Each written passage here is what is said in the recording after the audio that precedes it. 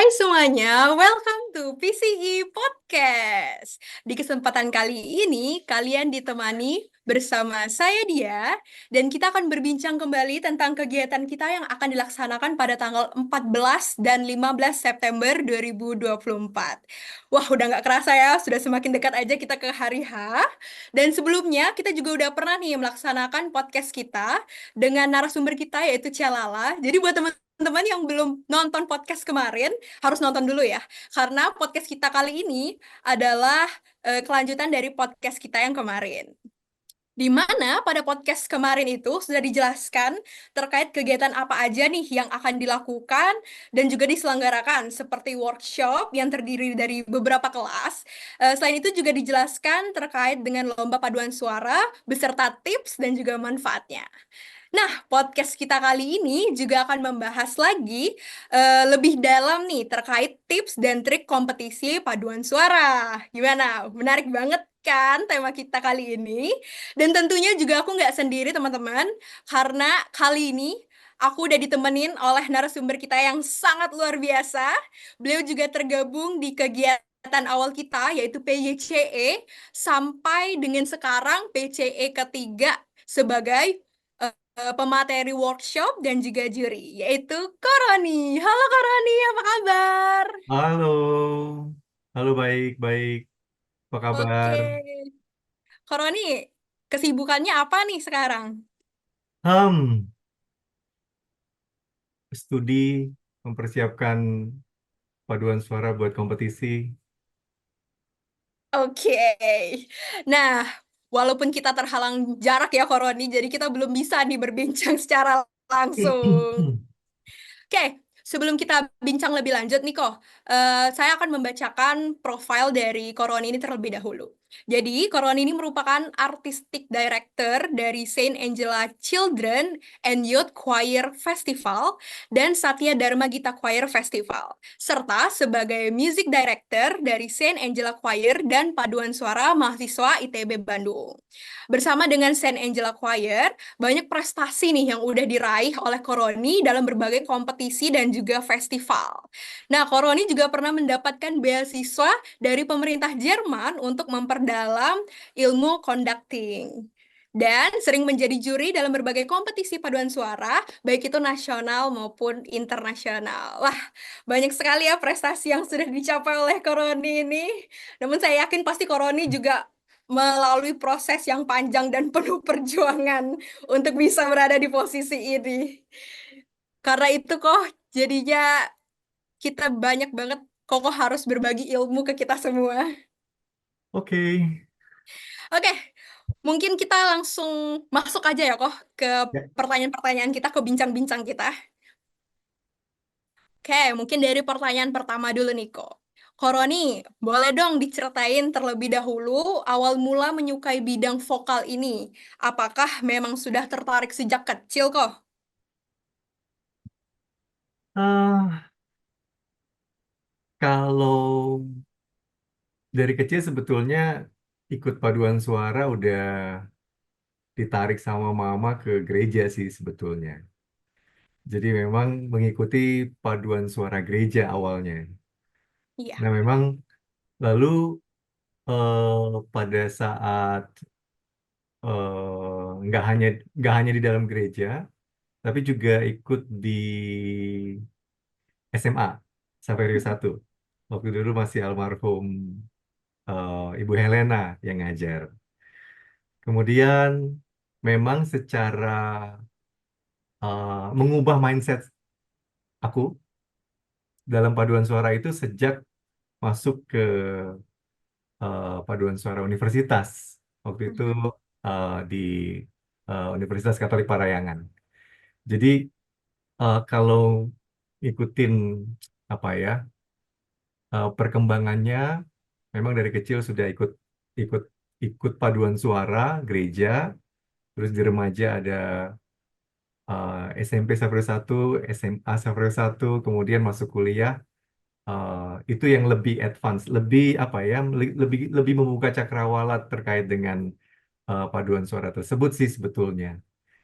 Gitu. Oke, berarti jadi memang awalnya dari gereja ya kok, dari orang tua berarti ya. Ya, Terus ya. masuk ke SMA, terus masuk ke paduan suara universitas. Mm-mm. Oke, nih kok mungkin dari sejak Koko kecil ya berarti udah masuk ke bidang vokal ini. Koko pernah nggak sih merasa gugup atau demam panggung? Eh, pasti pernah lah ya. Ya, Apalagi eh, yang pasti adalah kalau kita tidak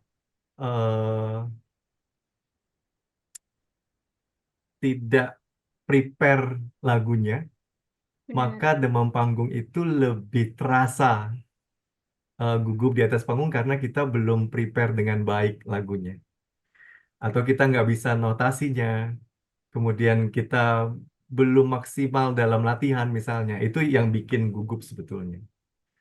Eh, Kemudian memang pengalaman sih sebetulnya, pengalaman yang membawa kita, terutama aku bisa merasa gugup atau nggak gugup. Karena based on pengalaman itu, kita bisa sadar, kita bisa tahu bahwa oke, di saat ini kita betul-betul siap, kita betul-betul harus bisa memahami setiap lagu di atas panggung.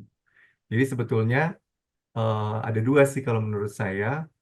Uh, Satu tentang persiapan sendiri, persiapan ketika kita mau tampil di atas panggung, pasti tentunya si persiapan itu menjadi harus lebih matang.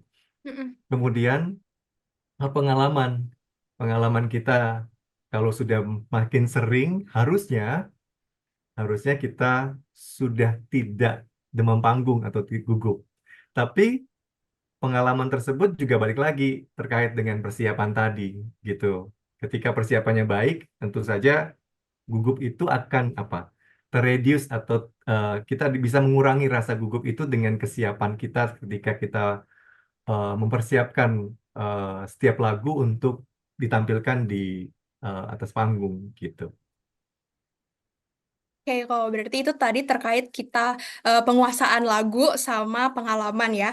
Tapi Hmm. gimana nih kok untuk mungkin mereka yang masih baru masuk ke bidang vokal ini dan belum banyak pengalamannya kok. Jadi gimana tuh tips dan triknya agar dia tidak gugup dan juga nggak demen panggung, jadi lebih percaya diri tuh gimana kok? Persiapan yang matang. Tentu aja sih sebetulnya persiapan. Jadi balik lagi, ketika pengalaman itu belum maksimal, ketika pengalaman itu belum ada, misalnya pertama kali di atas panggung, maka eh, persiapan itulah yang menjadi kunci untuk mengatasi gugup itu, mengatasi demam panggung. Karena dalam persiapan yang tadi saya bilang, persiapan yang matang akan membuat setiap penyanyi, setiap paduan suara itu menjadi lebih percaya diri, lebih bisa, oke, saya bisa menampilkan lagu itu karena saya sudah siap dalam latihan-latihan, dalam persiapannya selama mempersiapkan setiap lagu dalam kompetisi itu. Oke, kalau berarti antara penguasaan sama pengalaman itu memang dua hal yang berhubungan ya, yang nggak bisa dilepaskan juga. Oke, berarti kalau misalnya dari informasi Koko tadi yang udah ikut di bidang vokal ini mulai dari gereja, SMA, bahkan sampai masuk ke universitas, aku pengen tahu nih kok, kira-kira kompetisi pertama apa yang bisa membawa Koko masuk ke bidang ini secara lebih profesional lagi? Kompetisi pertama maksudnya? Iya, kompetisi pertama. Wah,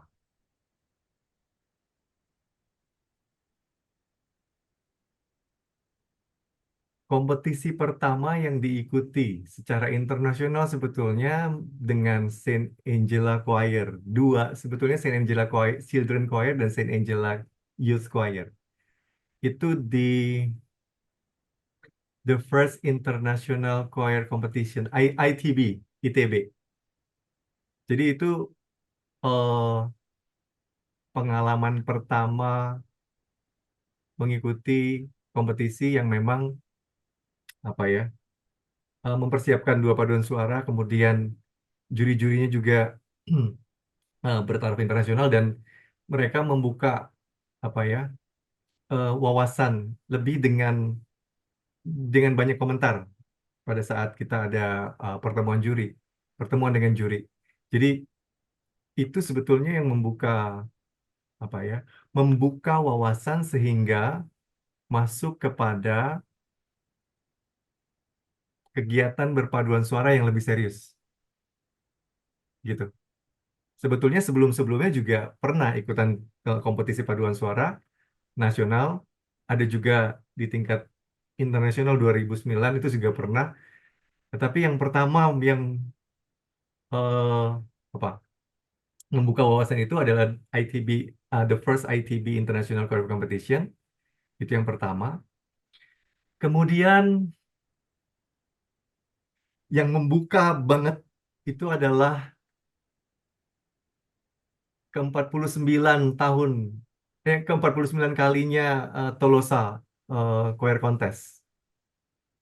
Salah satu kompetisi di European Grand Prix yang tarafnya high level. Itu apa ya? Mempersiapkannya itu em, berat sih.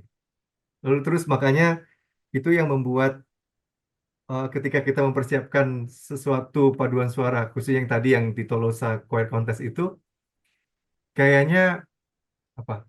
Pengetahuannya harus di-upgrade sehingga si paduan suaranya menjadi bisa di level yang high tersebut, di level European Grand Prix, salah satu kompetisi di European Grand Prix. Jadi itu yang akhirnya apa ya, mempersiapkannya dengan apa istilahnya, kayaknya semua pengetahuan harus dicurahkan gitu ya.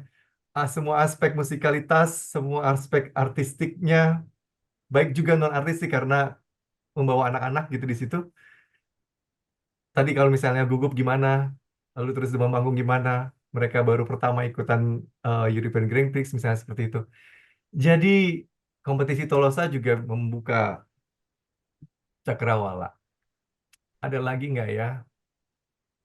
Sebetulnya dengan Color Square itu juga apa ya, mengesankan bagiku.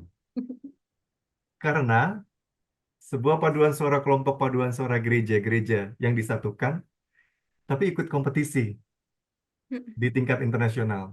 Yang notabene upgrade pengetahuan, upgrade skill ketika paduan suara di gereja itu yang digabungkan ya lewat Celala, dan itu apa? Balik lagi memberikan pengalaman bagi si penyanyi-penyanyinya untuk apa, naik tingkat, dan kita sebagai konduktor dan pelatih itu juga kayaknya mempersiapkannya dengan ya itulah, mencurahkan segala apa yang sudah ada, apa yang eh, kita punyai untuk sehingga si peserta atau penyanyi paduan suara di Colors itu bisa apa, mengalami, menyenangi, nyanyi dengan baik, nyanyi dengan sepenuh hati di taraf itu. Jadi sebetulnya itu yang apa ya, membawa saya bisa lebih membuka wawasan pengetahuan secara paduan suara. Tapi kalau ngomongin soal mengesankan, semua mengesankan. Tapi masing-masing punya punya punya bobotnya seperti itu. Oke, kalau berarti memang kompetisi-kompetisi tadi memang membuka wawasan Koko ya untuk berpaduan suara jadi lebih serius, dan juga karena kompetisi tadi juga jadinya ada keinginan tuh untuk mengupgrade diri dan juga totalitas di bidang vokal ini. Hmm. Oke, kita akan masuk lagi kok ke pertanyaan selanjutnya terkait persiapan sebelum kompetisi. Nah, ini seperti secara umum, pasti kita harus mempersiapkan secara fisik terkait teknik vokal dan juga warming up yang baik dan benar itu gimana sih, Kak?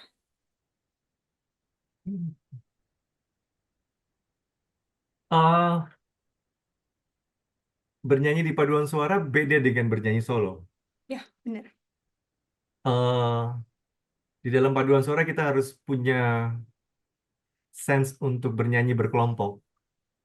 Lalu ketika kita sudah nyanyi secara berkelompok atau eh, secara dalam satu paduan suara dan banyak orang di sana dan juga banyak suara ada di dalam paduan suara itu, bunyi yang dihasilkan itu perlu di-create, dibentuk sehingga materi atau placement bunyinya itu kalau kita sebut choral sound. Jadi bunyi choral sound itu seperti apa? Ada istilah bahwa kita harus bernyanyi dengan bukan dengan speaking voice, tetapi kita harus nyanyi dengan, saya pernah dapat dari Mbak Aning, acoustical voice. Acoustical voice itulah yang sebetulnya setiap setiap penyanyi punya sensing itu, punya punya technical untuk membentuk si acoustical voice itu. Nah, eh, untuk membentuk acoustical voice dalam sebuah paduan suara, tentu aja banyak aspek. Dalam warming up, banyak banget. Jadi, mulai dari mulai dari kita sebelum perpaduan suara, kita harus melakukan pemanasan. Pemanasan ada pemanasan body awareness, kemudian kita paham betul anatomi tubuh kita, anatomi dalam bernyanyi gitu ya. Kemudian masuk kepada teknik pernafasan itu, lalu bagaimana kita vokalizi atau pemanasan suara itu step by step, mulai dari kalau saya lihat dalam terminologi saya ada tahap dasar, menengah, advance. Itu dalam dalam pemanasan itu harus bisa diterapkan sehingga ketika kita warming up kita nggak boleh yang namanya langsung menggunakan eh, nada-nada yang jumping note yang misalnya yang intervalnya jauh misalnya. Jadi betul-betul ada tahapnya seperti itu. Jadi eh, sehingga si penyanyinya bisa memahami betul secara teknikal untuk membentuk si acoustical voice tadi dalam setiap jenjang pemanasan atau warming up itu. Gitu sih. Oke, berarti itu memang banyak sekali ya kok, ilmunya tuh beragam.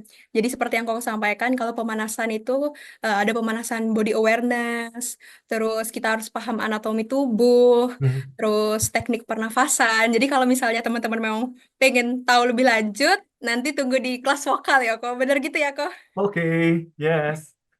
Oke, masih di persiapan sebelum kompetisi ini kok. Terkait dengan latihan yang efektif. Nah, sebagai paduan suara kok, latihan yang efektif itu seperti apa sih kok? Apakah dia setiap hari atau seminggu sekali atau gimana kok? Wah, kalau ditanya waktu, eh tadi istilah efektif, efektif dan efisien dalam setiap latihan itu menjadi penting sebetulnya. Waktunya nggak harus panjang tetapi efektif dan efisien. Itu tepat banget. Tapi kalau ditanya berapa kali sih dalam seminggu, tergantung dari apa keberadaan, kualitas, kemampuan dari penyanyinya masing-masing. Mungkin kalau penyanyinya butuh lebih banyak secara teknikal, maka butuh latihan lebih banyak. Kalau dalam penguasaan lagu, itu juga penting ketika kita mengarrange setiap latihan. Jadi setiap latihan itu berapa jam sih misalnya pertanyaannya gitu ya. tentu ada pemanasan, kemudian kita eh, harus menguasai lagu secara notasi, kemudian nggak hanya notasi, karena kita harus belajar detail dari setiap lagunya. Nah, dalam manajemen waktu untuk mencapai sebuah lagu, gimana sih compactness dari lagu tersebut. Ada notasi, ada artistik, ada detail dari setiap lagu. Nah, itu sebetulnya harus apa? Di-create bagaimana efektivitas setiap latihan sehingga nggak bosan. Itu yang penting. Penyanyi itu ketika, aduh, ini pemanasan kok bisa 1 jam, 1,5 jam misalnya gitu ya. Atau misalnya diulang aja notnya, misalnya seperti itu. Em, Kecuali memang kita butuhkan itu. Misalnya notasinya belum pas. Itu yang kita perlu kejar misalnya. Hal yang penting lagi adalah gini. Banyak paduan suara yang akhirnya mengulang-ulang dari awal sampai akhir latihan. Dari awal lagu sampai akhir lagi latihan. Terus seperti itu, diulang aja dari awal sampai akhir. Tapi esensi dari lagunya nggak tercapai. Makanya istilah saya gini, pernah lihat em, pasir yang bergerak, yang tabung pasir, Oh, yang udah pasir bentuknya ya. yang bentuknya besar terus ke kecil terus besar lagi. Hmm. Nah, manajemen latihan saya gambarkan seperti itu. Kita harus, kalau yang besar, misalnya pasirnya yang besar, itu adalah kita menguasai semuanya. Kemudian kita beralih kepada detail-detail kecil sebetulnya.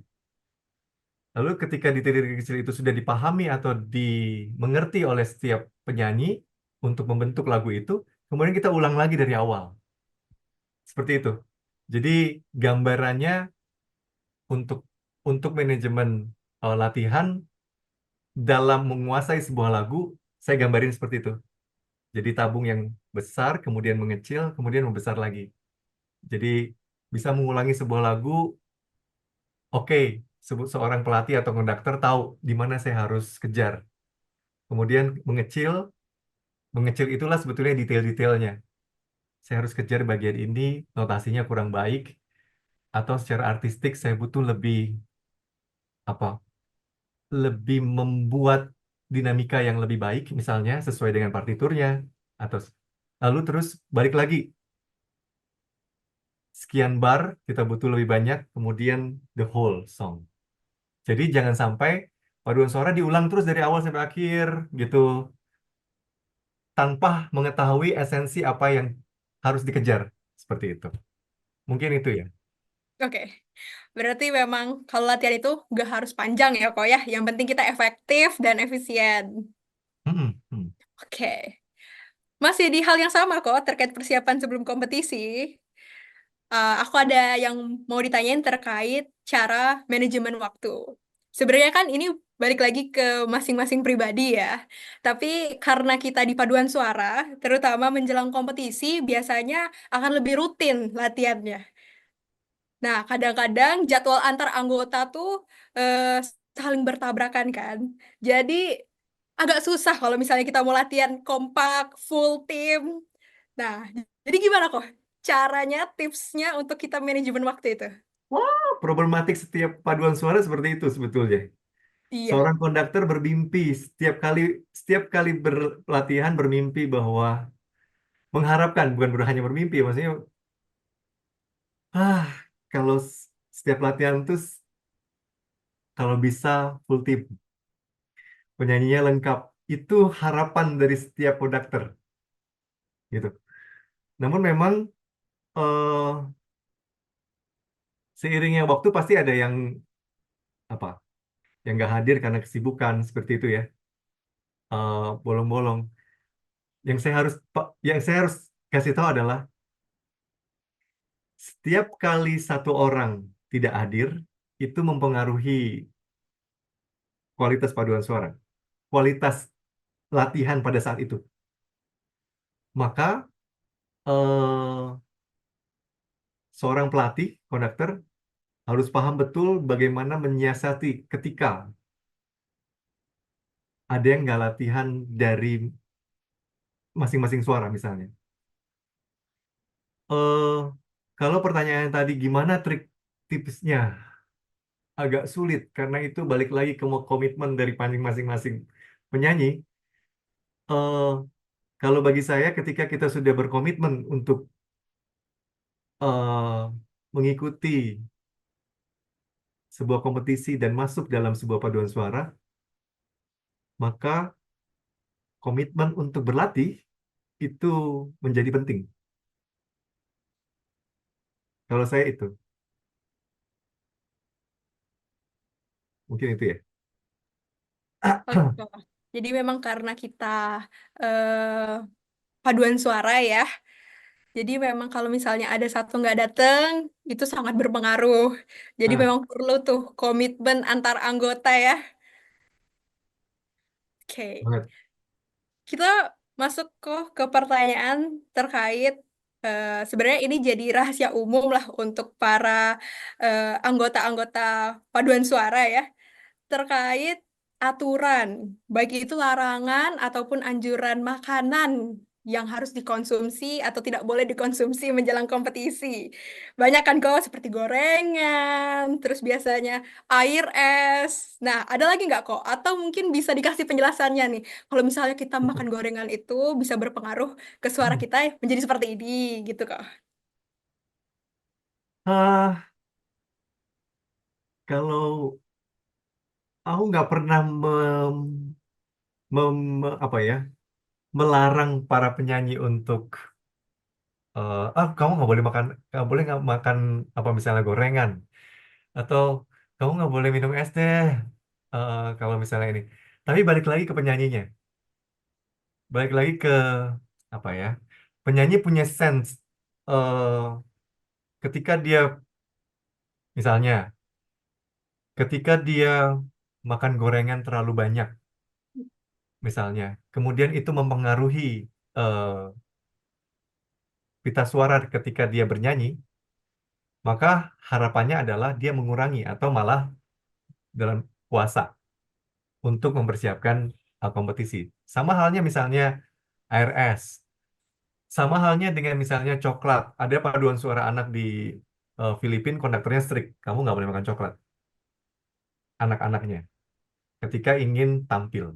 Itu strict banget. Mungkin itu berpengaruh pada pita suara. Atau misalnya ada lagi, makan pedas misalnya. Hmm. Itu juga ada orang-orang tertentu, misalnya penyanyi-penyanyi tertentu yang kalau makan pedas, kemudian pita suaranya jadi apa? Jadi terbakar misalnya, lalu terus mempengaruhi pada saat dia nyanyi. Itu juga balik lagi ke penyanyi masing-masing. Punya apa? Kalau kita ngomong kadar. Oh, kalau tubuh saya lalu terus mempengaruhi pita suara, lalu mempengaruhi suara yang diproduksi karena makanan tertentu, maka itu perlu dikurangi atau bahkan untuk mempersiapkan lomba, ya udah puasa dulu misalnya. Itu kayaknya lebih baik. Tapi balik lagi ke masing-masing penyanyi yang punya apa eh anatomi sendiri, lalu terus bagaimana keadaan tubuhnya, lalu terus balik lagi kesadarannya seperti apa gitu. Mungkin itu. Oke, berarti memang balik lagi ke masing-masing pribadi untuk lebih mengenal kondisi tubuhnya ya, gitu ya kok Ah. ya. Hmm. Oke, nih kok selanjutnya, boleh kok aku bantu jelasin terkait pentingnya pemilihan lagu dan aransemen yang sesuai, terutama untuk paduan suara. Eh, di PCE ini kan ada berapa kategori? Ada empat, Ada yang mix, ada yang equal, gitu ya? ada lima, iya. Ada yang kalau tergantung dari suaranya ada mix, ada equal. Aransemen harus merefer kepada itu. Ketika kita masuk dalam pemilihan lagu mix, ya udah SATB seperti itu. Atau equal SSA. Kadang-kadang equal terus ada ditambahin ada tenor dan bass. Itu udah apa istilahnya melanggar aturan pemilihan lagu sepertinya. Eh Aransemen seperti apa, komposisi seperti apa? Kalau saya harus bilang, perhatikan keberadaan paduan suaranya. Perhatikan si eh, bobot kualitas dari paduan suaranya. Jangan sampai seorang konduktor karena idealismenya, kemudian, wah, kalau makin sulit, makin keren misalnya. Kemudian dipaksakan kepada paduan suaranya, tapi paduan suaranya nggak mampu. Lalu terus ketika ditampilkan, fail. Nah, fail-nya itu banyak kategorinya. Misalnya, nggak mampu apa, menggambarkan si harmonisasi dengan si kompleks itu misalnya. Kalau misalnya eh, komposisi yang sulit kan pasti misalnya harmonisasinya, ritmusnya, ritmenya, kemudian mungkin struktur lagunya kompleks gitu. Nah, itu harus bisa memperhatikan dari kondisi si eh, paduan suaranya. Jadi aransemen yang baik adalah aransemen yang fit dengan paduan suaranya. Komposisi yang baik yang akan ditampilkan dalam berpaduan suara adalah yang fit dengan paduan suaranya. Ketika itu terlalu sulit sehingga paduan suaranya tidak bisa menampilkan secara utuh lagu tersebut, maka pemilihan lagu, aransemen, dan komposisinya gagal. Tapi balik lagi, ada juga yang terlalu gampang, misalnya. eh Gampang itu dalam artian, hmm, kalau kualitas paduan suaranya bisa memenuhi komposisi dan aransemen yang misalnya tingkatannya 5, tapi paduan suaranya mampu sebetulnya 10 secara kualitas.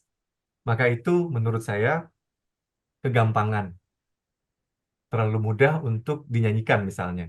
Nah, eh, seorang konduktor atau pelatih harus betul-betul apa? Pintar sebetulnya dalam memilihkan aransemen atau komposisi di lagu untuk paduan suara tertentu.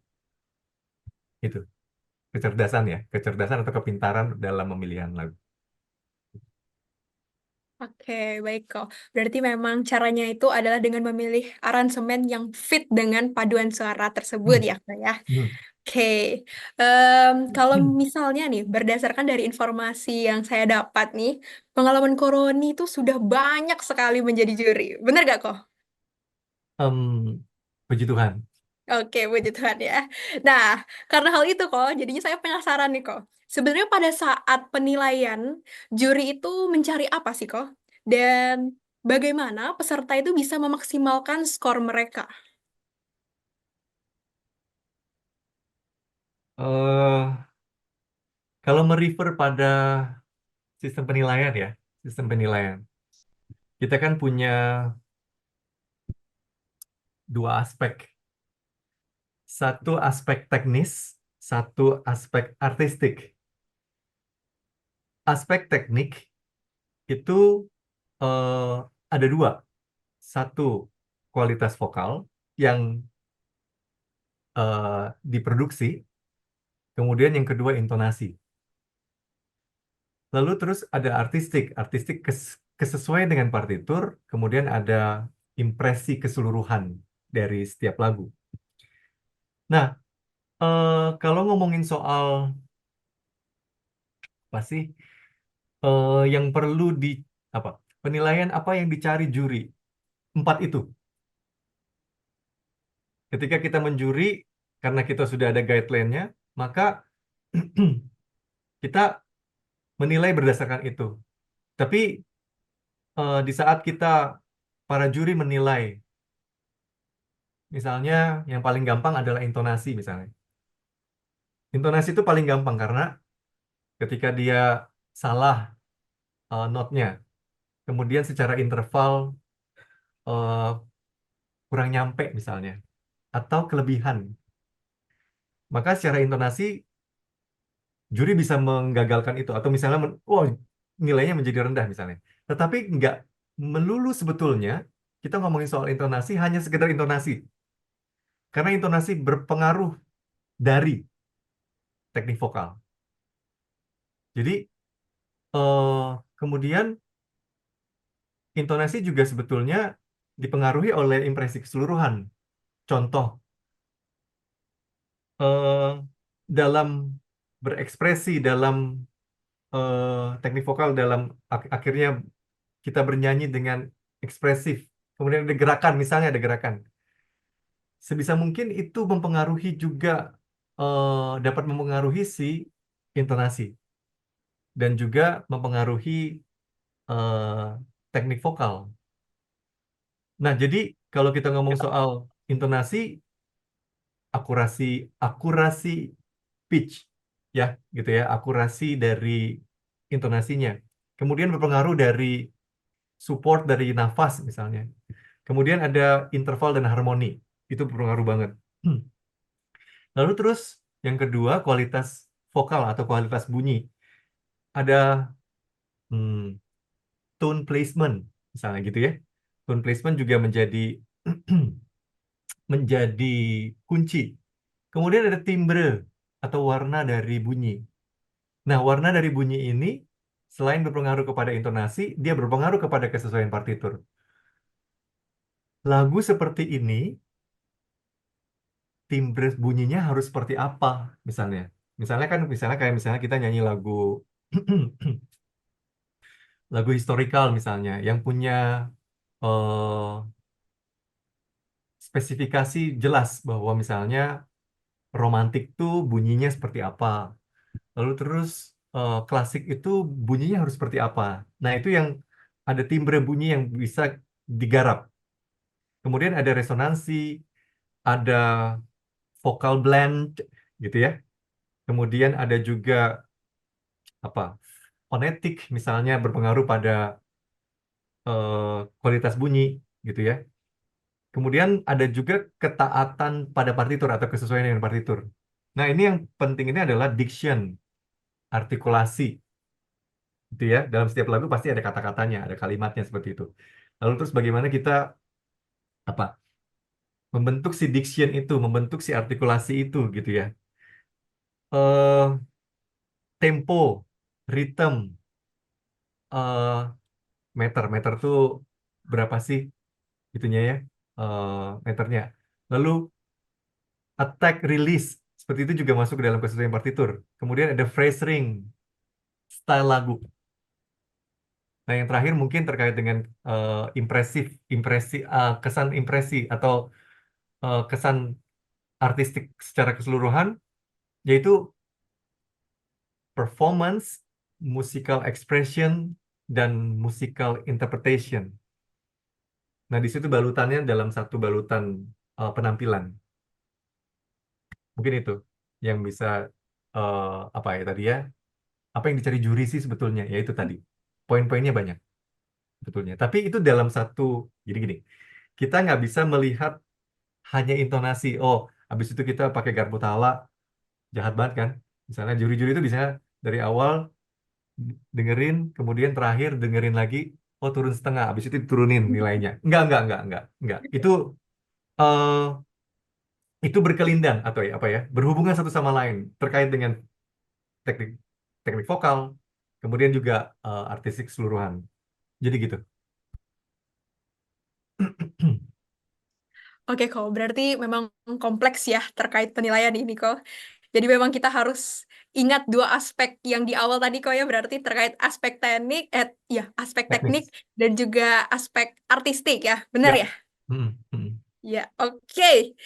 Oke kok, kita masuk lagi nih. Jadi kok di Instagram kita @thirdpce Hmm. itu sudah sempat meng-share nih terkait question box. Nah, Hmm, jadi memang di sini kita akan membantu menjawab pertanyaan-pertanyaan dari followers-followers kita ya, kok ya. oke.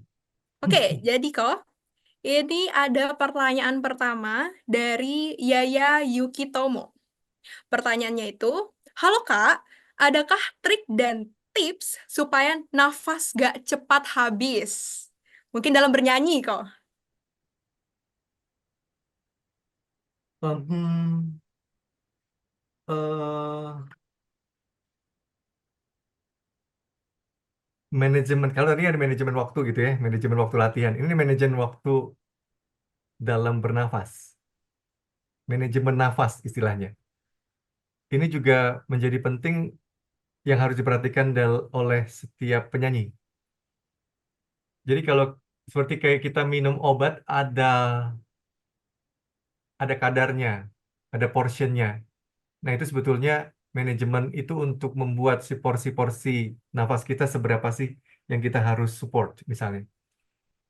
Latihannya banyak sebetulnya. Latihannya eh ada, aduh saya lupa namanya, Pinarelli. Bahasa bahasa Itali. Yang nafas, inhale, kemudian tahan sekian hitungan, kemudian di exhale sekian hitungan. Nah itu mulainya dari Pinarelli atau apa gitu eh, istilah Italian. Itu itu yang bisa apa, membuat manajemen nafas kita lebih teratur. Jangan lupa eh, teknik nafas yang baik adalah kita fleksibel. eh, Tidak apa ya,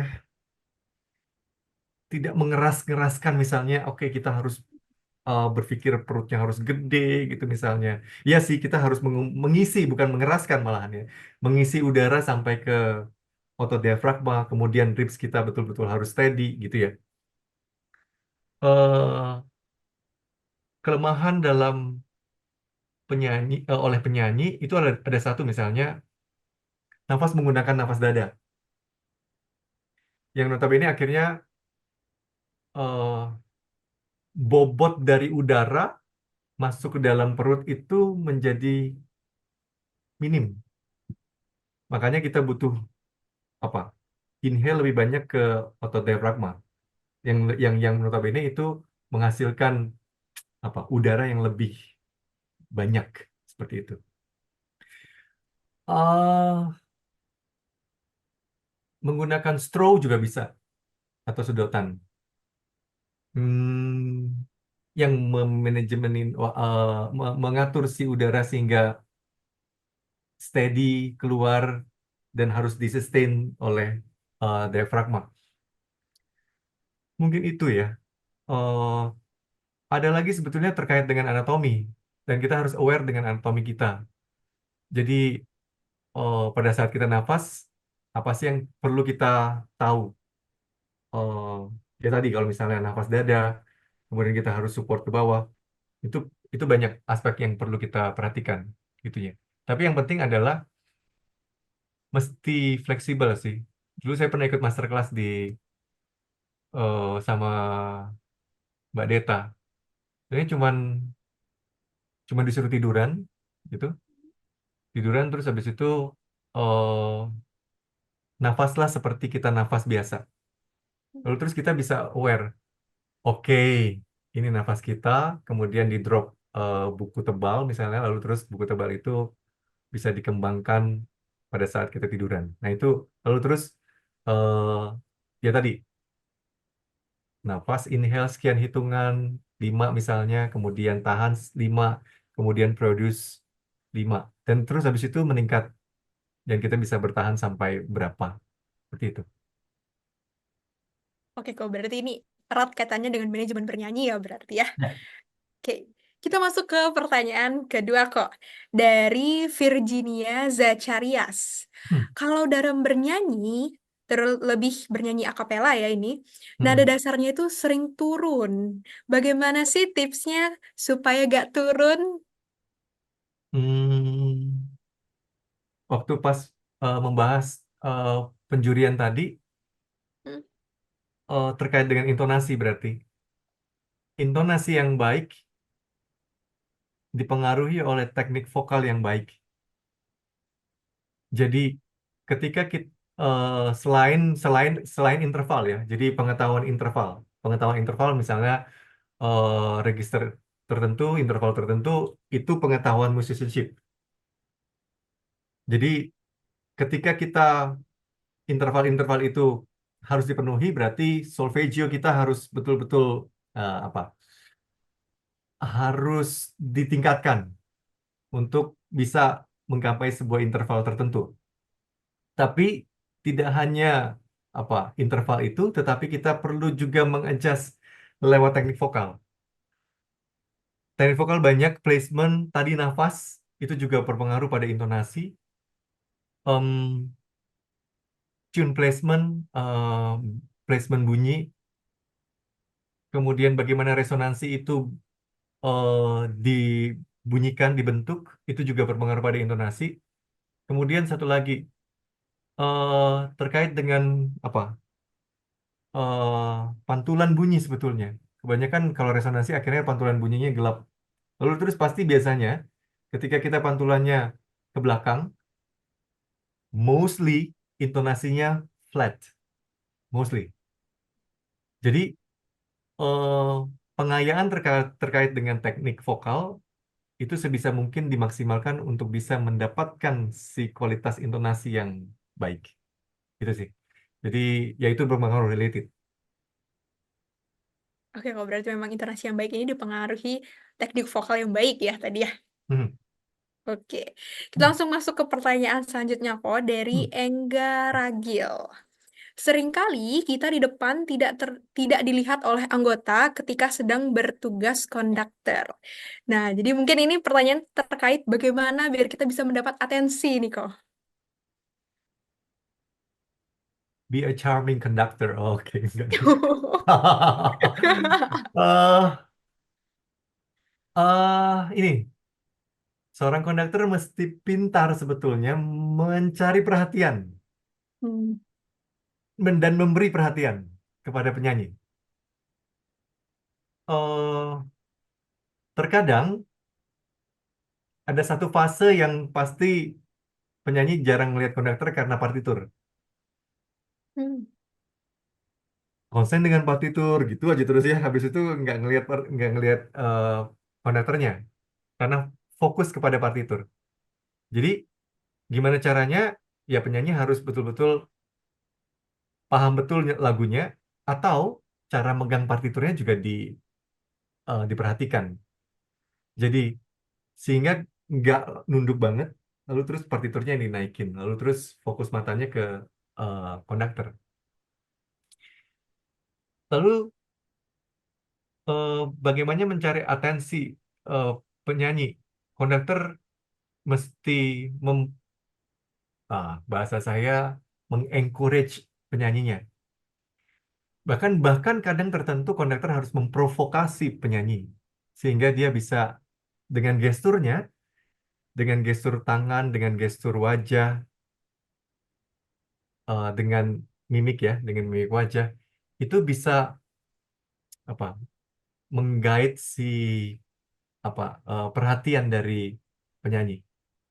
Jadi jangan salah ketika seorang konduktor itu nggak hanya tangan deh, eh, muka itu berpengaruh banget. Saya pernah lihat satu ada profesor konduktor dia menjelaskan soal bagaimana wajah itu berpengaruh pada saat conducting.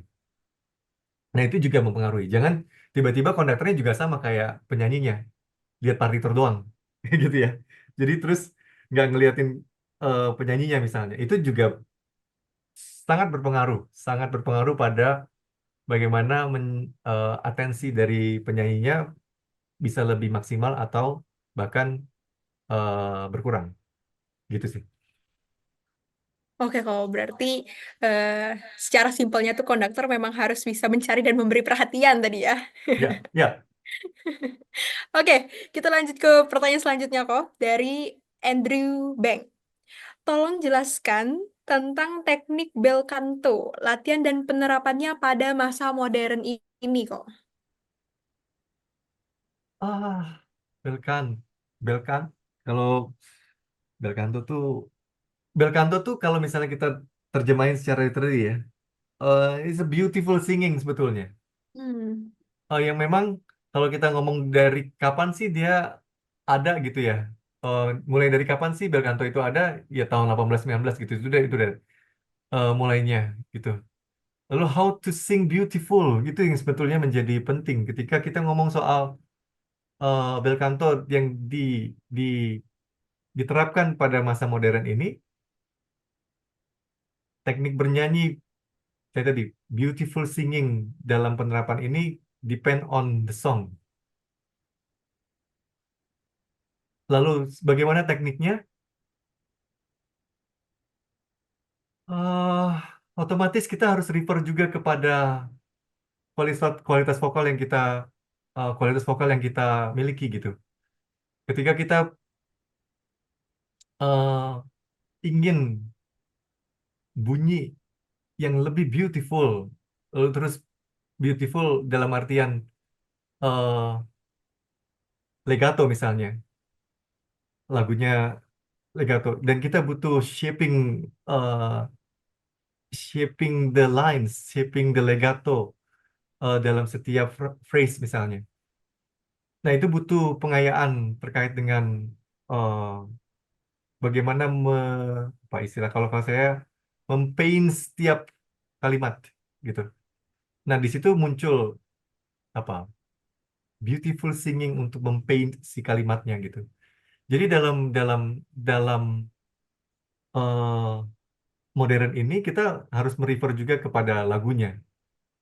Ketika lagu itu dibutuhkan untuk apa, membuat frase, membuat line melodi yang sangat indah, ya kita butuhkan apa pengayaan painting the phrase dengan baik gitu. Jadi memang ketika kita ngomong soal bel canto, eh apa ya, as a singing technique itu juga penting. Tapi kalau zaman dulu adalah apa ya, ya operatic subgenre. Jadi dia sangat operatik. Tapi kalau bisa habis itu kita refer kepada sekarang gitu ya, zaman sekarang, apakah cocok dengan operatik subgender itu misalnya? Jadi perlu dikaji ulang terkait dengan style lagunya, style lagu di zaman sekarang, gitu ya. Atau misalnya nuansanya seperti apa, kalimatnya, phrasingnya. Jadi itu nanti terkait dengan kalau di penilaian bagaimana artikulasi, gitu ya, atau hmm, bobot dari phrasingnya, gitu. Itu yang berpengaruh pada tadi penilaian tadi, gitu. Ya, mungkin itu. Oke kok. Kita masuk ke pertanyaan selanjutnya ya, Pak. Pertanyaannya dari Yulianti Wich. Bagaimana cara kita dalam menjaga power suara kita tetap stabil dan aman? Apakah minum air? Eh, Kuncinya latihan. Bener. Kayaknya sih waktu dulu saya pernah sempat ke Colors dulu ya, Pak. Ya, ada 5 poin sebetulnya. Satu, latihan. Dua, latihan. Tiga, latihan. Empat, latihan. Dan lima, latihan. Jadi sebetulnya latihan sih sebetulnya. Karena karena setiap penyanyi ketika kita untuk memproduce volume tertentu, pasti nggak mungkin tiba-tiba, instan gitu misalnya. Maka kita butuh proses, butuh latihan, butuh teknik yang baik, butuh em, butuh pengayaan misalnya warming up yang baik gitu ya, untuk bisa mencapai eh, eh, volume tertentu. Ketika kita volume yang tidak ngeleher misalnya seperti apa gitu dengan placement tertentu. Jadi balik lagi latihan warming up yang baik. Bukan air sih. Air mungkin salah satunya kalau memang serak ya kita minum air gitu ya. Lalu itu berpengaruh pada volume mungkin iya. Tetapi hmm, bukan yang terpenting. Jadi memang latihan itu kuncinya ya, kok ya. Ya ya ya. Oke, kita langsung masuk lagi ke pertanyaan selanjutnya kok dari Magi User. Penampilan yang kakak suka itu gimana? Dan detail-detail kecil yang jadi poin plus dalam memberi nilai itu apa? Nah, mungkin udah dibahas, tapi mungkin eh, si followers kita itu pengen tahu nih kok, poin plus yang kira-kira bisa dikasih tuh seperti apa? Tunggu di PC. Enggak, enggak. Oh, Enggak ada yang gini, gini, gini, gini, gini. Eh, yang pasti mencakup dari 4 penilaian tadi sebetulnya. Kalau mau ini apa namanya dicari gitu ya. Lalu yang disukai sama aku misalnya, ya empat empat yang itu. Jadi ketika kita ngomong soal intonasi ya terkait dengan teknik vokal, lalu terus teknik vokal terkait dengan juga genrenya, stylenya gitu ya. Lalu terus bagaimana impresi keseluruhan. Kalau detail-detail banyak di dalam kesesuaian partitur tuh banyak sekali dinamika, betul ya? Dinamika yang dicantumkan oleh si konduktor-konduktornya gitu ya. Salah, komposer, komposer. Ini piano, ini forte gitu. Terkadang, terkadang nih ya, kebanyakan penampilan paduan suara itu plain dari awal sampai akhir mezzo forte aja. Atau bahkan ada yang disebut fortissimo choir. Jadi semuanya fortissimo gitu misalnya. Jadi mau keras aja semuanya. Jadi semuanya kayak teriak aja gitu ya. Terus tampilan lagunya ya dari awal sampai akhir keras gitu. Atau choir yang malu-malu misalnya seperti itu. Terus dari awal sampai akhir piano aja. Jadi kecil bunyinya gitu. Tapi kan di dalam musik itu ada gini. Kalau aku ngomongnya ada kontras di dalam setiap komposisi. Yakin, komposer pasti membentuk itu, meng-create komposisinya berdasarkan apa? Ada kontras, kemudian di dalam kontras itu ada misalnya legato, kemudian ada ritmus tertentu yang cepat. Nah itu harus di- ditampilkan gitu. Kemudian dynamic contrast dan lain-lain itu juga harus ditampilkan. Jadi banyak aspeknya. Jadi nggak bisa yang mana yang paling disukai. Nggak ada. Semua berkelindan. oke, berarti memang intinya itu persiapkan diri dan beri yang terbaik ya kok ya, gitu ya pokoknya kalau Tentunya, kompetisi. tentunya. Oke, kita boleh masuk ke pertanyaan selanjutnya ya kok. Dari Jodisi Mamora. Kok bisa sih jadi coach selembut itu? Biasanya kan coach itu galak. Wah, lebih ke personal nih kok pertanyaannya kok. Waduh, waduh. Siapa tadi? Jodisi Mamora. Mas Jody ini kayaknya ketemunya di mana ya? Pangkalan Bun, jangan-jangan ya. eh Kadang galak loh, tapi tergantung situasi sebetulnya. Kalau memang karena seorang konduktor butuh mengencourage penyanyi, jadi pelatih yang mengencourage, pelatih yang me, apa meningkatkan eh, apa karakter dari setiap penyanyinya gitu ya. Makanya kadang kalau konduktor yang galak tuh akhirnya ditakuti, lalu terusnya anak-anaknya penyanyi-penyanyi jadi takut, kemudian nggak berani keluarin suara akhirnya ujung-ujungnya gitu ya. Kalau ngomong lembut, ya bukan lembut sih, lebih mengencourage mungkin ya, lebih lebih lebih joyful dalam melatih, sehingga ketika kita joyful dalam melatih, maka proses latihan itu menjadi apa? Lebih bahagia, lebih lebih joyful, lalu terus para penyanyi enjoy dalam setiap latihan gitu ya. Kemudian pasti kalau penyanyi-penyanyi enjoy, musik yang dibentuk pasti akan satu cepat, dua mungkin secara kualitas akan menjadi lebih baik gitu ya. Jadi eh, itu mungkin jadi bukan sekadar lembut, tetapi lebih memahami dan lebih mengencourage si penyanyinya gitu.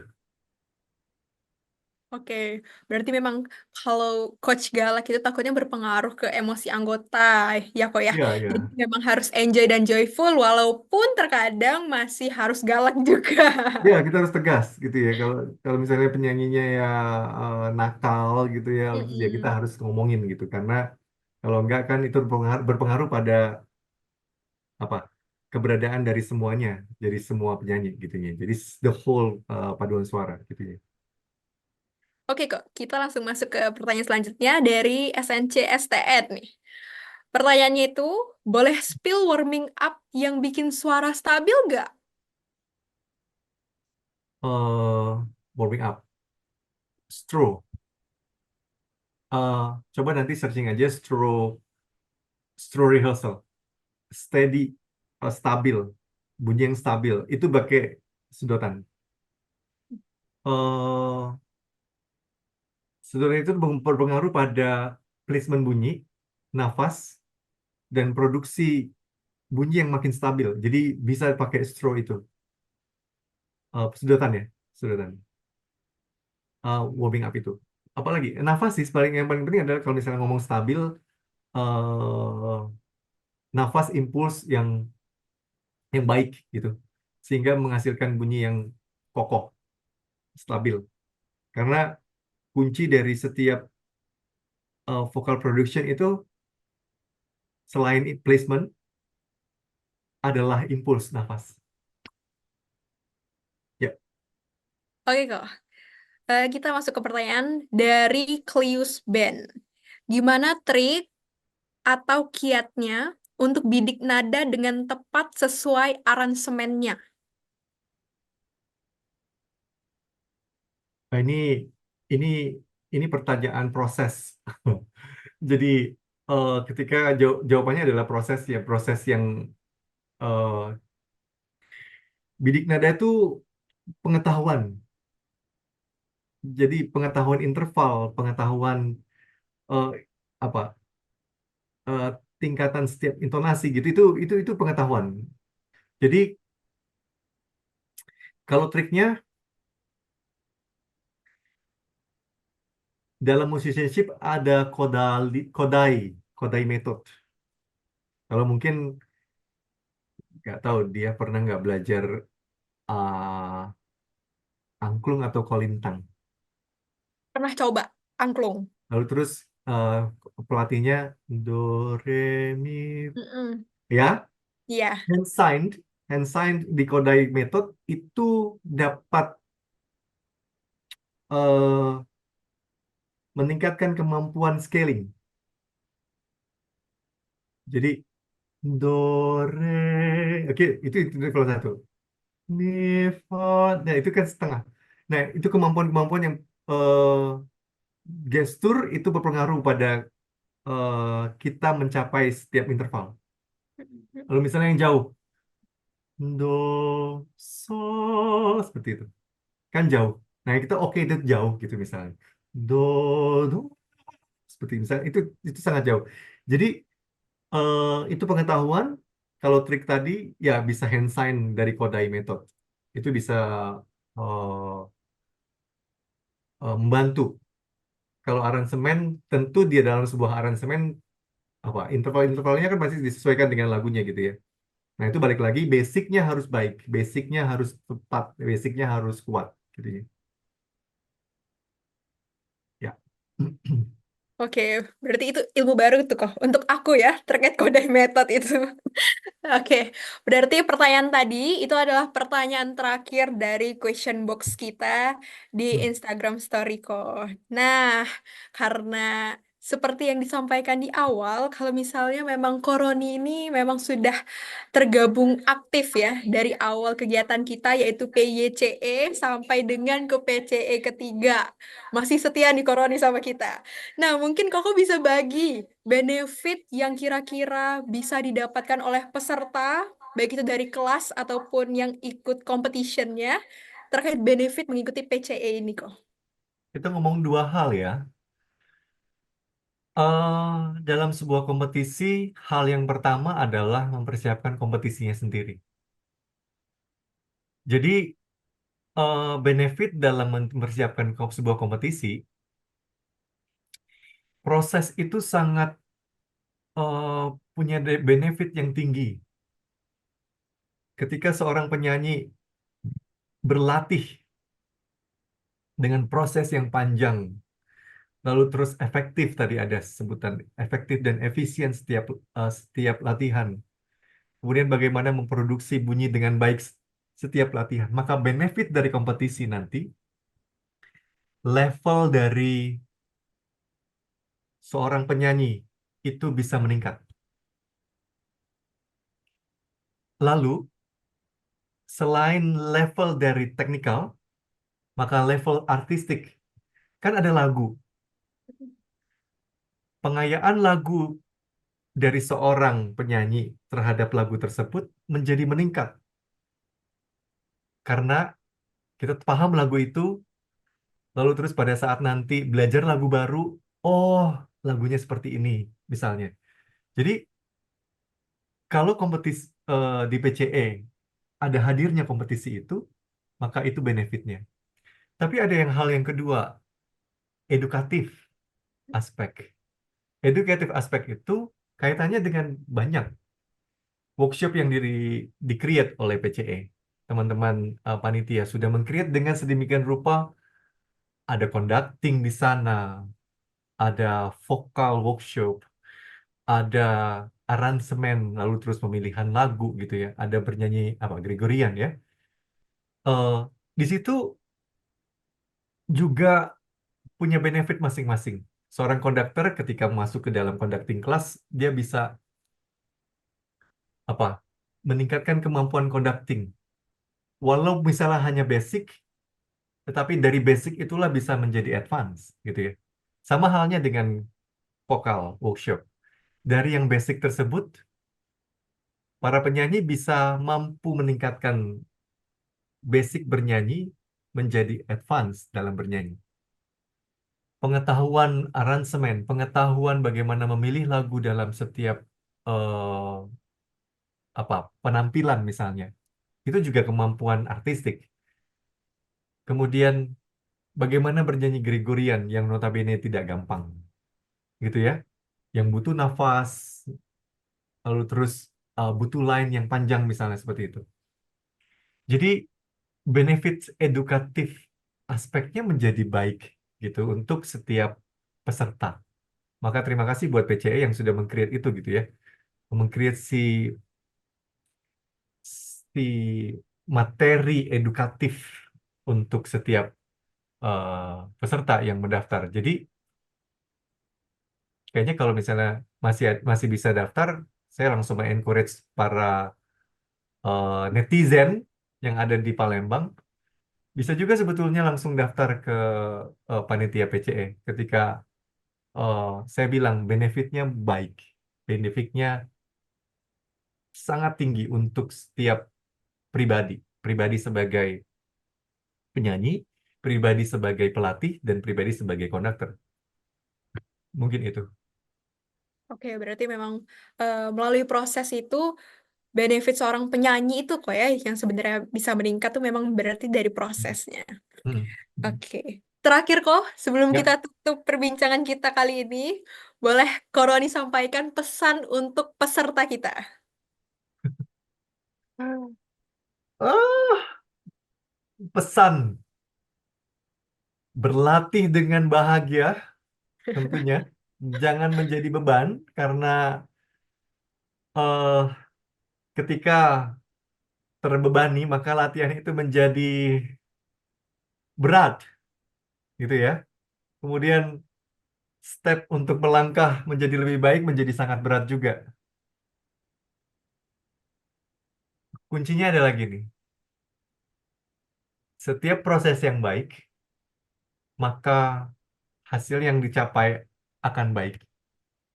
Amin. Setiap proses yang tidak baik, contoh misalnya latihannya bolong-bolong, nggak lengkap, misalnya seperti itu, maka diyakini hasilnya nanti kurang baik. Maka pesan saya, bentuk proses latihannya dengan sempurna,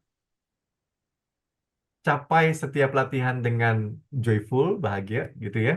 Eh, Lalu terus apapun hasilnya nanti, juara nggak juara itu bonus. Juara tuh bonus, nggak juara kalian juga pasti dapat sesuatu nantinya, Benar. gitu. Jadi eh balik lagi, latihlah, berlatih, berlatih, berlatih, berlatih pastinya gitu ya. Kemudian satu lagi sebetulnya pesan saya, bikin komunitas paduan suara itu menjadi sehat gitu. Sehingga ketika paduan suara ini sehat dan setiap personal menjadi bahagia dalam bernyanyi, maka komunitas paduan suara ini tidak hanya sampai di kompetisi, dan itu akan sustain, bergerak terus, tentunya bisa melayani, bisa memuji Tuhan dengan kualitas paduan suara yang eh, meningkat lewat kompetisi dan tadi eh, edukasi yang sudah dibuat di dalam PCE. Mungkin itu. Oke, berarti mungkin cukup ya, Ko, untuk perbincangan kita malam ini. Semoga Yeay. perbincangan kita hari ini bisa menjawab pertanyaan teman-teman sekalian. Dan terima kasih juga untuk Koroni atas waktunya. Sama-sama. Dan sampai bertemu di PCE ketiga. See you! Dah.